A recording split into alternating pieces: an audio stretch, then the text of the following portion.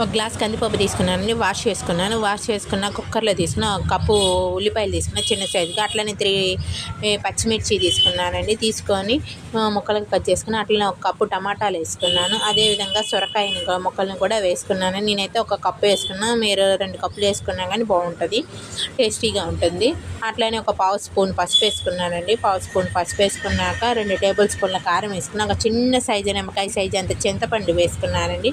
వేసుకొని మొత్తం మిక్స్ చేసుకొని ఒక గ్లాస్ కందిపప్పుకి అయితే 2 గ్లాసులు వాటర్ పోసుకోవాలండి. మొత్తం వాటర్ పోసుకొని కుక్కర్ 3 to 5 విజిల్స్ వచ్చేదాకా ఉడకబెట్టుకోవాలండి. వచ్చినాక మనం సాల్ట్ వేసుకొని పప్పుని బాగా మెదుపుకోవాలండి. మెదుపుకొని పోపు ఆయిల్ ఒక బాండీ తీసుకొని ఆయిల్ పోపు దినుసులు వేసుకొని పోపు పెట్టుకుంటే చాలా టేస్టీగా ఉంటుంది. ఇది వేడి వేడి అన్నంలోకి ఈ నెయ్యి వేసుకొని తింటే చాలా బాగుంటుంది. పిల్లలు అయితే ఎంతో ఇష్టంగా తింటారండి. చాలా టేస్టీగా ఉంటుంది.